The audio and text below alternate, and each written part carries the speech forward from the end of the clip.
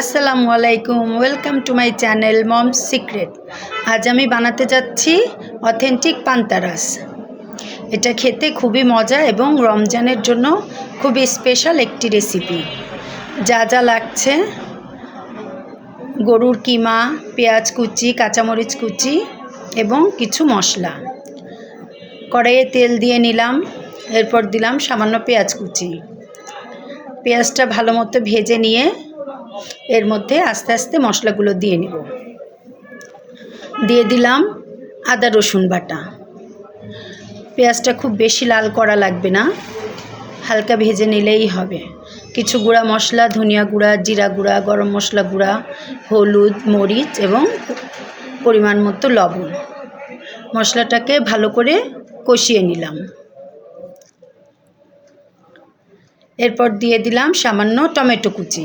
Tomato কুচিটা optional, যে চায় দিতে পারে, না দিলেও চলে। মশলাগুলো ভালো করে কষিয়ে নিব। সামান্য পানি দিয়ে মশলাটা কষিয়ে নিলাম।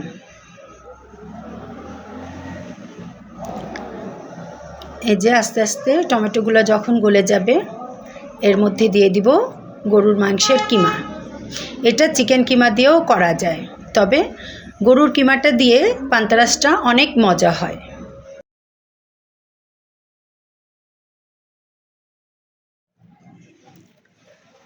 এই যে মাংসটা ভালো করে কষিয়ে নিয়ে ঢাকনি দিয়ে রান্না হওয়ার জন্য ঢেকে দিলাম। অন্য পাত্রে নিয়ে নিলাম 2 কাপ ময়দা, পরিমাণ মতো লবণ। এটা দিয়ে ব্যাটারটা তৈরি করব।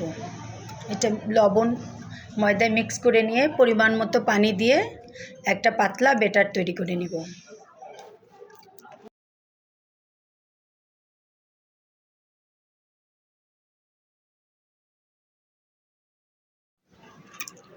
এদিকে কিমাটা হয়েছে কিনা একবার চেক করে নিলাম। হ্যাঁ, সুন্দর কিমাটা রান্না হয়ে গিয়েছে।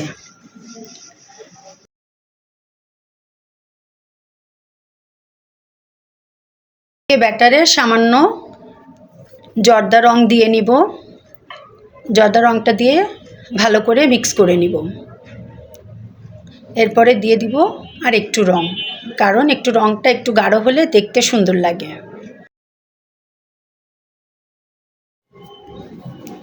এরপর ব্যাটারে দিয়ে দিলাম একটি ডিম। ডিমটা ফেটে নিয়ে ব্যাটারের মধ্যে দিয়ে দিব। ডিমটা দিলে ব্যাটারটা সুন্দর সফট হবে। ভালোভাবে মিক্স করে নিব।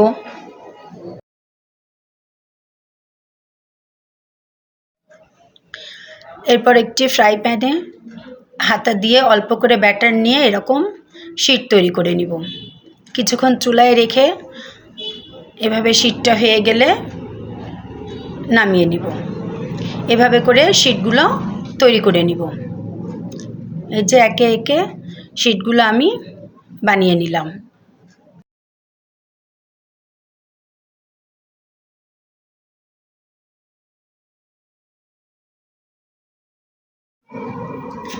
এরপর রান্না করা কিমাতে ধনেপাতা কুচি, পেঁয়াজ কুচি, কাঁচামরিচ কুচি মিক্স করে নিব।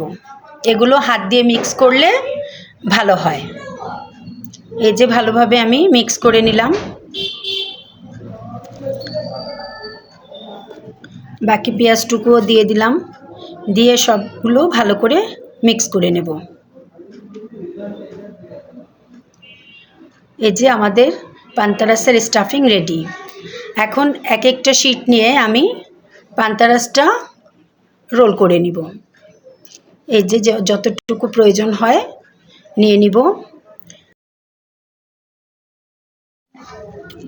এই যে পরিমাণ মতো স্টাফিং নিয়ে যে ব্যাটারটা রেডি করে রেখেছিলাম ওখান থেকেই সামান্য ব্যাটার নিয়ে নিব। ব্যাটারটা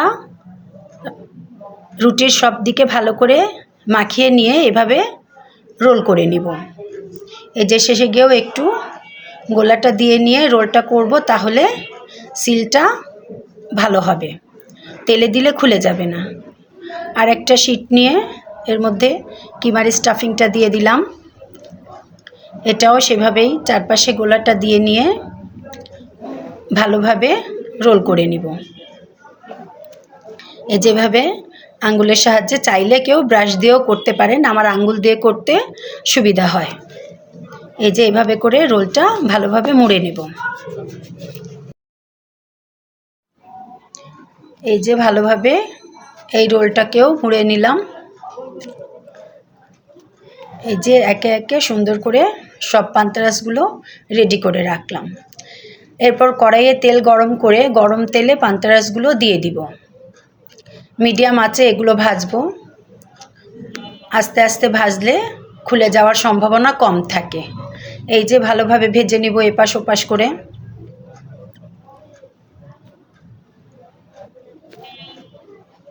রোজার দিনের এই পান্তারাসটা খেতে খুবই মজা লাগে। এটা হচ্ছে আমার আম্মুর স্পেশাল রেসিপি রোজার দিনের। এটা আমরা খুবই পছন্দ করে সবাই খাই। এই যে হয়ে গেল আমাদের অথেন্টিক পান্তারাস। এরপর ইফতারের জন্য ওয়েটিং। ইফতারের টাইমে খেয়ে নিব মজাদার পান্তারাস। আপনারাও সবাই বানিয়ে ফেলুন আর আমার চ্যানেলটাকে সাবস্ক্রাইব করে দিন। Thank you. আল্লাহ হাফেজ।